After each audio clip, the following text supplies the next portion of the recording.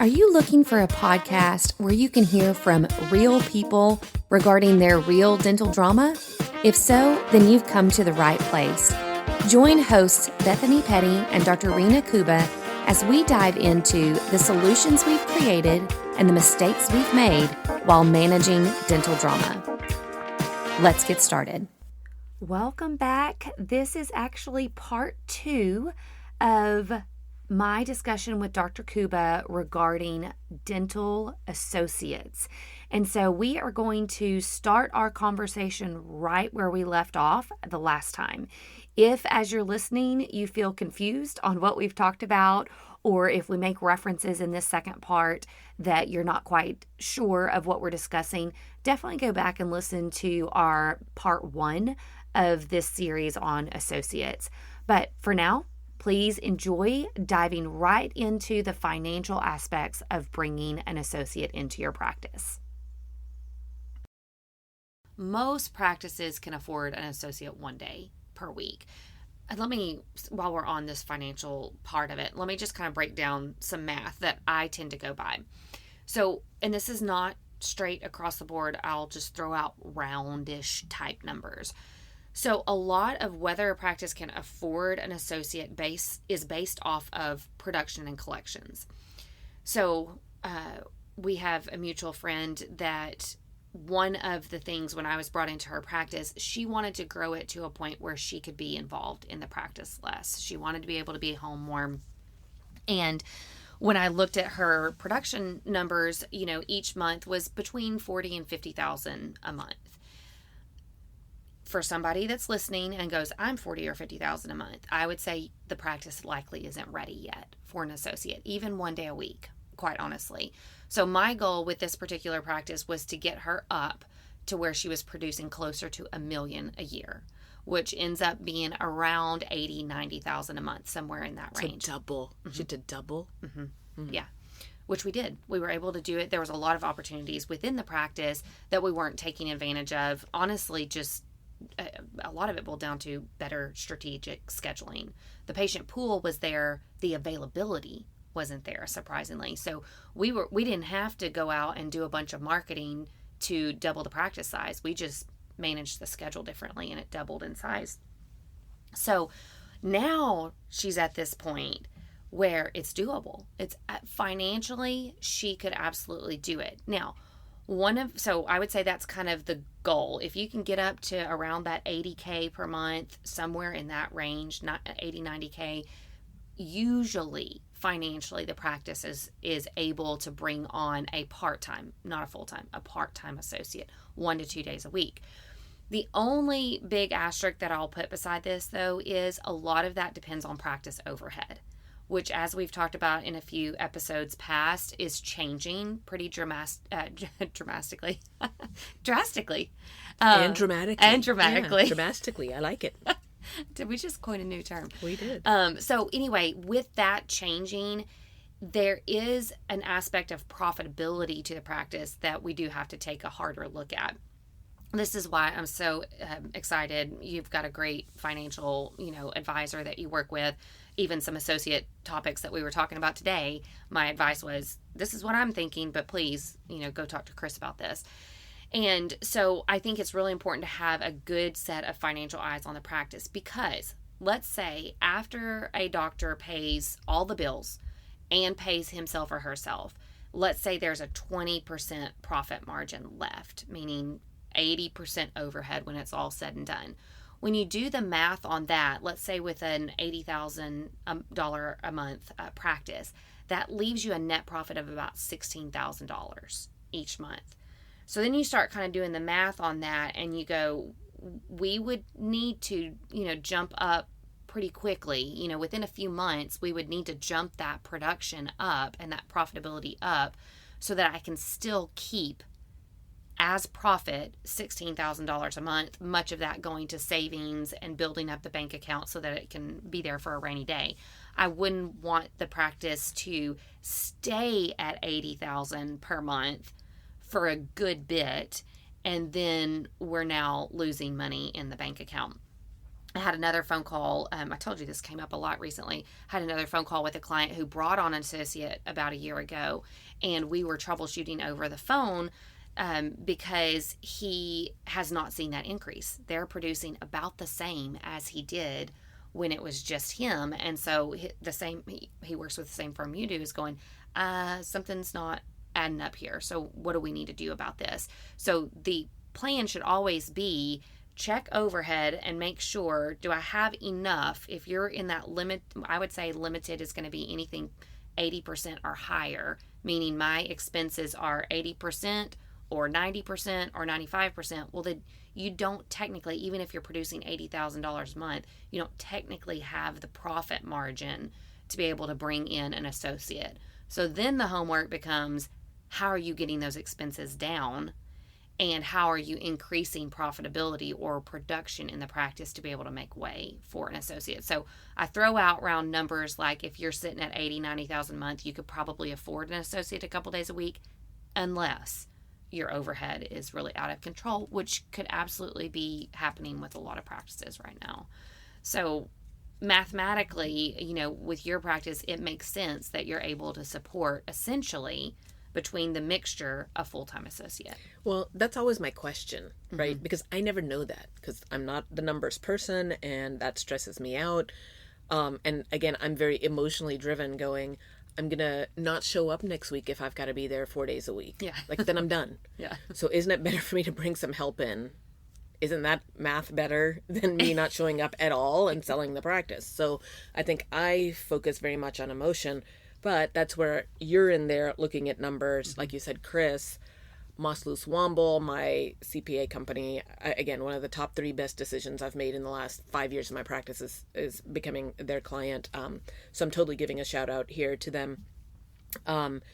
Anyway, so looking at those numbers, that's what I'm always asking Chris. Like, can I afford to have this person coming in? And then again, for me, because I'm not looking at it from that angle, the associate has skin in the game because I pay them on a percentage of collections. So I guess that's the whole nother, that could probably be a whole nother podcast, is how do you compensate this person? How do you find this person? Yes. But, so I have a structure that I do that I don't know it's unique to me. I'm sure everybody does some version of it. I would say yours is not as common as some of the other arrangements. I like yours the best in a lot of ways, but and we can kind of dive into it, and worst case scenario we can always keep going and make this into 2, but ultimately your setup is, to kind of break it down simply, you have a guaranteed daily amount. Essentially, they make on their regular payroll cycles, they make this same daily rate that's predictable. But then you are tracking collections. So when a lot of providers are paid on collections, it's a month later that you're seeing the full fruition of that collections. A lot of setups are based on production simply because they can't wait to find out what the collections are. So yours is slightly unique in that you've got this predictable pay that they can bank on, essentially. And then there's this collection bonus on top of that they can receive, but they can also unreceive it, meaning if they're not producing enough to really cover their daily rate, then they could owe the practice as well. So it takes a little bit more financial prowess to be able to conduct that kind of system, but I like it. So I can see a listener being very confused with this because it sounds confusing, and I will tell you it is not as confusing as you just made it sound, because that's why I like it, and I don't do well with confusing numbers. So really what it boils down to, the way I did it, if I could just kind of repeat what you just said but put it in a little different, in dumb terms, no math terms here. Really what it is like, so when the associate started, like if I didn't pay him anything on that first day that he worked, and I waited until collections came through to pay him, then he would, in essence, not be getting a paycheck for 2 or 3 days of working, and I wasn't going to do that to him. Mm-hmm. So to me, I said, okay, well, here's your daily rate. You'll get that the first paycheck of the month. So if you worked, 3 days that pay period, you'll get paid your daily rate for that pay period, for those 3 days. However, it's really not a daily rate. It really is on collections, because by then, so suppose first paycheck of the month is June 5th. And so the 2 weeks prior, you worked 3 days and your daily rate was $500. Like, I'm just doing simple math here. So I owe you $1,500 for that. So you got paid $1,500 on June 5th. But by the next paycheck 2 weeks later, which is what, June 19th, by then I've got May collection numbers in. And so if you collected $2,000, then now I owe you $500 more because I only paid you $1,500 on that first paycheck. But a percentage of that. Well, right. Yeah. So you pay. So they would have had to get paid $2,000. They would have had to produce and collect essentially $6,000, right? So they make between 33 and 35%. The 35. 35. Yeah. So I do 35% of collections. So depending on whatever that number was, if there's an overage where you actually collected $2,000, but on that first check I only paid you $1,500, then you'll get $500 more on your next paycheck. Correct. However, if you only collected $1,000 and I paid you $1,500, then you don't get any bonus next time. And then the following month, when bonuses are due, suppose you were due $1,000, I'm going to subtract the $500 from that. So really, it's just you're getting now that I'm saying it, I don't know that I clarified it at all. Listeners might be like, I still have no idea what you're talking about. Really, at the end of the day, you're getting paid on collections. Yes. It's just I'm giving you a chunk of it at the first paycheck of the month so that you have a predictable income. Yes. And then on your second paycheck, if you collected more, you're going to get that paid. So your second paycheck is typically more. If you didn't, you'll still get paid your kind of daily rate-ish, but eventually that money will be taken out. So for example, the associate now that kind of helps me PRN. Yeah. So she helped me like 2 days in March and then helped me 2 days in April. Well, she's also at a point now where she's just helping do hygiene checks. She cannot do any treatment. Physically, she's got some limitations, and so she's literally just doing checks. So she's not going to make that much money, getting paid on a percentage of collections on hygiene checks, especially when she's there on slow days in April. So, but I was still paying her the same daily rate, to kind of buffer and be consistent. Well, it got to a point then that I was actually like, I had overpaid her by like $2,000, something like that. So at that point then, when she worked our 3 days in May, I normally would have paid her $3,000 or whatever it is, whatever the math is. But she kind of owes the practice $2,000 because I had paid her that up front, but we didn't collect on that. She didn't do enough to collect. So now I only ended up paying her $1,000. Right. Because she kind of owed the practice. She'd been overpaid this whole time. Right. So I guess I don't know how everybody else does it, though. What does everybody else do? It's just a percentage, and so your paycheck always fluctuates? Yes. So it's either, I normally kind of see it settle into two categories. One is some will just do a flat daily rate. So nothing percentile-wise from a production collection. And I don't like that. I don't think that's smart at all. Yeah. So. Sorry, maybe I shouldn't have said it in those words. Because if anybody who's doing that... I just mean to say, I feel like it's tricky. Yeah. Because it gives the associate no incentive to get up. Yeah, it's a risk. It is a risk because that practice is committed to paying an amount, and the associate could, choose to do a good job and produce for the practice, or they could choose to sit on that daily rate. So it is a risk. Well, or at flip side, like my associate now who works for another office says that something but basically, like, there's a day he's there, but I'm like, why should I bust it? Like, if I'm only stuck with this daily rate, like, I could do all this extra. So he's maintaining his keep. It's not like he's only doing $500 worth of work when he's getting paid $1,000. But he honestly could have done $2,000, but he's like, why should I bust it when I'm only going to get paid $1,000? So I just don't see how it's a win-win for anybody doing it that way. Yeah. The second kind of path, and I agree with you on that, it's my least favorite path. It is sometimes the favorite path of an associate that's new to the field because it's predictable income and they want to know that the practice is going to be supporting them. The other path is a daily rate with, which is very similar to yours, with a production or a collection bonus on top of that. So when it's done from a production standpoint, that can be immediately applied to payroll. So let's say we'll go with easy math again, a $500 daily rate plus 35% of production. That can be immediately calculated because we know production same day. And so then the paycheck is simply the $600. And if they received any production bonus, then that would be associated with that paycheck. So it gives the associate a guaranteed base, which they can rest easy on, but it also incentivizes them to produce. The other is a daily base with a collection bonus, which again is similar to how you're doing it because we don't know collections for a while. So they would get this paycheck and then every so often either a bonus check or no bonus check, but there's still the guaranteed base. So with yours is slightly edited in that there is no guaranteed base. Basically, they're getting paid consistently, but they can also go negative in that bank account. So it's almost like you're keeping a collection, an ongoing collection bank account that can go positive, but can also go negative. And very few offices have it set up like that. I like it. I think it works really well, especially if you've got the lady that runs your AR. She can run the numbers. She can pull this information pretty easily, so it's easy for you to access that information.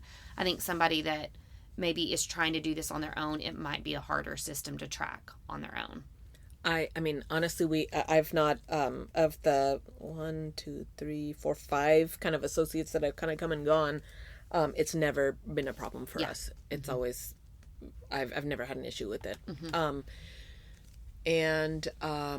What was I going to say about, so I had a question for you. What is the benefit to the practice to pay on a percent of production versus collection? I meant to clarify that. So the only benefit is to I would say it can benefit the practice, but it's primarily to benefit the associate because there's an immediate pay associated with production. And that can be beneficial to the practice as long as we have a good team that is checking, did we get a treatment plan in place for that patient? Did they accept that treatment plan? Do we have insurance confirmed and verified? Because if we've got a super production hungry associate in the practice that is just produce, and we're missing a lot of those points of checking with the patient, are they agreeing with this treatment plan? Do we have insurance verified? Well, then we could have produced it and we're never going to collect it. But that's my biggest thing. Like, why would a practice put themselves in that position? I think if you've got the right associate in there, it can work. It can work. But you've got to ensure that you have the right associate in there. But why couldn't that equally work with collections? Because the associate doesn't want to wait? Correct. Correct. So that's the only downside to doing it off of collections. I would always recommend collections because, and you know this well enough about me, I'm always thinking about what's best for the practice. And so to me, that is the safest bet, is a collection incentive. And again, that means there's a delay and that associate's going to have to wait on that. But as long as there's a guaranteed base, which by the way, when you have a collection bonus in place, you can have a lower daily base. So if you're just paying a daily rate with no production collection incentive, you're going to have to make that pretty competitive with what they could make from a production collection incentive, which then begs the question, why would you do that? And I agree completely. I would much rather have a slightly lower guaranteed base with a collection incentive on top of that. Yeah, good question. I meant to clarify that in a moment. Also, if we can, while we're on this subject matter, let's talk about, because you and I have not always seen eye to eye on this in the past, but I am a firm believer in associate contracts because it does protect, again, I'm always thinking practice forward, and it protects an associate contract. In all honesty, only protects the practice. It doesn't provide a lot of protection for the associate. It primarily provides protection for the practice. So I can understand waiting to get into a contractual relationship. So there could always be kind of a trial period of time. Hey, let's work together for a couple months. Let's make sure this is going to be working for both of us. And then we insert the contract. But I would say not waiting too much longer past a few months. And you can kind of share your thoughts, because I think it'd be helpful for listeners to hear your aversion to those contracts. I mean, honestly, I'm still kind of averse to it. And I think my thinking on it is that we're stuck. We're stuck together then. Yeah. And so if I'm in a contract and you come to me and I find out that you are stealing from us, or the patients hate you, or the staff hates you, or whatever, maybe you do crappy fillings, like I don't know, whatever reason, do I really want to be stuck with you because now we have a contract? And on the flip side, if you are really not enjoying being in my practice, do I really want your stinky face coming into my practice? You know what I mean? Like, because your whole attitude and aura is going to be different. And here we are trying to create Disneyland for these patients, and we can all like feed off the bad vibe of the associate. So I guess to me, like, both of us to be stuck in there, like, it needs to be a win-win for us. And if it's not a win-win, then we need to part ways, period. And so I think that for me was like, I just didn't want to be stuck in something. Yeah, it feels like more of a commitment, and a long-term commitment, because most of these contracts are a year in nature. I would say one of the things that every contract should have is an exit clause, which basically says that you could get out of that relationship with the associate with some notice. So I've seen that be as short as 2 weeks notice, but most of them are 30, 60-day notice. And that, again, that for me is like 30 days. I got to put up with you for 30 days. 30 days, I got to see your face. Like, yeah. I don't want to do that. Yeah. And so I think for me, that's where honestly, that's where my heart still is. You've kind of talked me into signing a contract at this point with my newer associate, because we're changing a lot of his time and all of that. And I'm still, I trust everything you tell me. I know you're not gearing me the wrong way, but I think just my emotional side going, I just don't like to be stuck in it. I mean, it's the reason I didn't want to get married for so long. I don't want to get stuck here. Like, why can't we coexist? Why do we have to be bound together necessarily? Yeah. So I'm just a little weird with that. Yeah. And again, I think that's understandable. I think a lot of people have some of the same thoughts, because it is, anytime you're bringing an associate, a co-provider into the practice, it can feel very risky. And to then marry that risk, essentially, at least for a year, you're stuck with that person in the way of a contract. I think that's an understandable resistance to that. But I would say that's where I would encourage any practice owner to get with a lawyer and create a contract that you feel good about. I would recommend the one that I keep pounding you with, like, here, look at this contract. It was reviewed by a lawyer. And so I would say, if somebody doesn't have access to that, or even if they do, if you're going to make any changes to that contract, I would just recommend to have it reviewed by a lawyer, because you want to make sure that what you're putting in there, first of all, is within normal limits for any kind of contract. But then also the second component is, does this protect the practice enough? And does it have all these little special accommodations that I wanted in here? So I think it's worth having a lawyer on board to review that. A lot of associates will want to have a lawyer review the contract before they actually sign, because they view it equally, kind of the same weight that you have. It's like, oh gosh, I'm going to be committing to this for a year. And so I want to make sure that I can abide by the terms of these contracts. So a lot of associates may even take that contract from you and go, can I have a couple weeks to run it past my lawyer? And absolutely, you want them to, so that they feel good about it. There may be some changes that occur in that contract negotiation phase. And again, as long as you're legally represented and they're legally represented, it usually can come to favorable terms. The other alternative is to have just more of a simplified contract. So I've seen contracts that are incredibly intense, and they have crossed off every single possible scenario. You may want to have one that's slightly less robust, so that it still protects the practice. That's the core of the contract, is it protects the practice, but it's not as weighty. And so I'm just going to ask you here, when you say protect the practice from what? What are we concerned about? Yes, there's a lot. So, first of all, we want to protect the practice from patients being intentionally solicited or stolen from the practice, which can happen. Let's say you've got a doctor in your practice and unbeknownst to you, they are starting their own practice, a mile down the road. Essentially, it puts your practice at risk because if this is a certain personality type that's you just won your patients over and they just love him or her, well, you're going to lose a substantial part of your practice when he or she opens up a practice 1 mile down the road. So a contract prevents that completely. Normally, there's a non-compete area of, in our metroplex, it's a 5 mile radius is most common. But in a lot of rural areas, it's 20, 25 miles. So again, I'm going to ask a very naive question, but this is how I've kind of felt about it. And I think this is where, again, Laura, I'm kind of going, well, what am I protecting myself against? And maybe I haven't been faced with this situation, so maybe I'll change my mind if I had.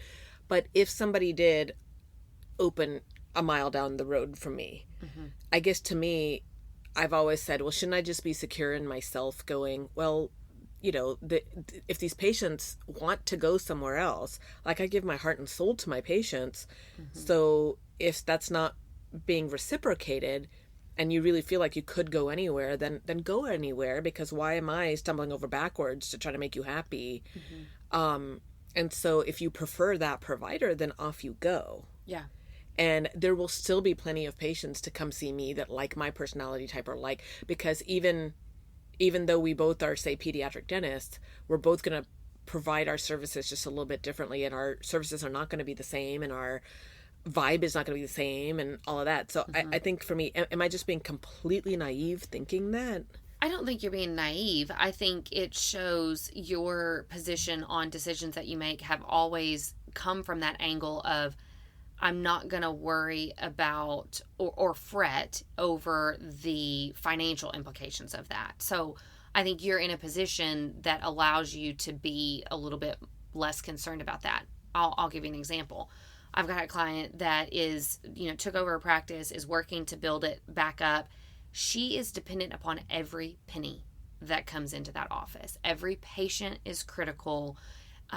She's got a lot of overhead from this transition that she's really having to pay for. And so for her to even lose 10% of her patient population would be detrimental to her practice. And I don't know that she would be able to financially swing it. And so when you are, for example, in the earlier stages of a practice where it's just critical, or maybe this is a single lady, that has to fend for herself, has to feed herself, doesn't have a counterpart that's helping her financially, it just puts the pressure on that practice is it's her bread. And so even to lose a portion of that would be substantial. So I think it's all relevant based on a person's situation and the flexibility they have to lose some patients. But the second component to that is doctor goes down a mile down the street and not only takes some patients, but potentially also takes staff members, which may even be the scarier thing right now. And so that's the other aspect that we have to think about. This happened actually with a good friend of mine who's in a medical industry, and she was a nurse practitioner in this particular practice. I enjoyed her so much more than the owner. And so I started seeing her. She decided to pull away from that practice. Actually, the practice pulled in an additional doctor, and the doctor and the nurse, my friend, went off and built their own practice. It was catastrophic to the original owner because it was a very niche medical type office, and they took a large percentage of the patients with them. There were no protected contracts or anything like that. And so I think we can kind of think, oh, okay, if I lose a few patients, no big deal. But what if you lost a substantial amount because the doctor has left and a good portion of our staff has followed, and patients have a loyalty to those staff members, which is what happened with my friend, is a lot of staff members preferred these two doctors and followed them as well. And so you almost with a contract, you want to think as hard as it is, you want to think almost worst case scenario. What's the worst that could happen if somebody opened a mile down the road? Well, what if I lost 50% of my patients? Which is what happened with this one practice. What if I lost 50% of my staff or more than that? What would I do? It would be, for that level, it would be a rebuilding of the practice. And so then all this effort that you've put into building your practice was essentially stolen, more or less. And so to have that mindset of what's the worst that can happen, I think makes that contract more relevant. So it does protect a doctor from opening nearby. It can sometimes protect them from even temping in nearby offices, depending upon how tight you want the contract to be. It clearly lines out who has the onus for malpractice insurance. Where does that fall? Whose responsibility? What about licensing? Is there any kind of, could the associate say, well, I thought that was you. You were supposed to be, managing my license and my malpractice insurance. And so it just clears the air on, no, very clearly it says here, you will have your own malpractice. It will be this amount paid by you. Your license is your responsibility. And so it just kind of keeps, from a liability standpoint, any, weirdness out of the picture as well. So those are really the main things that it protects from. Also, it keeps them, and again, this could be totally eliminated. Any contract is customizable, but it keeps any associate from bailing on you. Just like next day they don't show up, which again, you're like, good, maybe we were both feeling that way, but it could also be detrimental to a practice. Let's say that this practice has built it up for a full-time associate, and now owning doctor has double the patients, and she doesn't know what to do with that because associate just didn't show up. They bailed without notice. So most contracts put in there, you have to give 30 days notice or 60 days notice so that the practice owner has a chance to at least fill in so that she or he could manage that schedule on their own.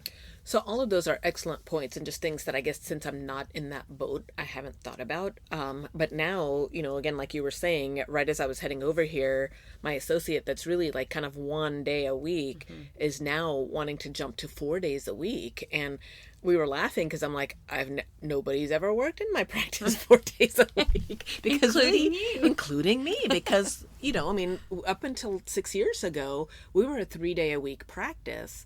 And we were like, could we fill a fourth? Maybe, maybe not. I don't know. Could we? Should we? Is it seasonal? Like, could we do it during summer and spring break but not maintain it? Like, there are all these questions. And so when associate came on, we became a 4-day-a-week practice, but I never was there for 4 days. And so, and even, as the main associate had, the next year he picked up a 2nd day with us. Year 3, he picked up a 3rd day with us. And so he's been with us 3 days a week for the last, 3 years. And knowing that he was going to be starting his own. And so I'm like, even he's not been there 4 days a week. And now this new guy wants 4 days a week. Whoa, Okay, all right. This is uncharted territory here. I know, a new frontier. So I can see definitely where you're saying, yeah, if we build it up for him to be there for 4 days, but then I can't just sit at home the whole time. Like, I need to be able, because the way we function now, when he and I are there together, I let him do mostly everything because, I don't want to be the one to hog up the production and then him not come back to the practice. But now if you're there 4 days a week, well, then we're going to have to build it up to a certain point so that we both are making money out of this. And I see your point. Yeah, then if he were to bail on me and I've got 2 doctors worth of patients to see, that could be a nightmare. I've just not found myself in that boat up until now. Right. And again, it's one of those things that probably won't happen. Like, thank goodness that is not a normal occurrence, but when it does happen, it can be detrimental. And so that's what the contract does, is essentially it protects you from worst case scenario. So I've just not really, quote, needed a contract up until now. Of course, something happened a little more recently here that I know we still dodged talking about, and I still don't know that I want to talk about it just yet. But a contract would have deterred the situation from happening with your situation. So it was it was the only moment all this time that you actually said, maybe I need to think about the contract. Yeah. But honestly, in the end, then I still come out going, you know what? This, even though it was, it hurt my heart there for a little bit. Honestly, now looking at it, going, good. Yeah. This couldn't have worked out better. Yeah. Couldn't have worked out better. Let's all move on. Yeah. So awkward pause. Eventually we will talk about that at some point, but let's wait until it's less fresh. Once again, it looks like I'm going to have to leave you with yet another cliffhanger on this subject. In this episode, we focused very heavily on the financial aspects of when a practice is ready to bring on an associate pay and all the various options for that, as well as an associate contract. So we focused a lot on the nuts and bolts of what it takes to bring an associate into the practice. We transition into, for the next episode, focusing on how to attract a good associate to the practice and various ways of finding somebody to come and work in your practice. So it's such a distinct subject matter that I decided to go ahead and pause the episode here and leave you on a cliffhanger so that you'll join me back for a third episode next week related to finding an associate for your practice. Hang tight for next week, and we'll see you then. Thanks for joining the conversation today. We hope that you are comforted in knowing that you are not alone, but we also hope that you're walking away with some really great tips and tricks to try in your practice. We value your feedback, so please take a few moments to rate and review the podcast. Finally, we want to make sure that we're covering the topics that matter to you. So track us down on Facebook, Instagram, and Twitter, and let us know what topics you want us to cover. As always, please know that we are rooting for you today as you manage your dental drama.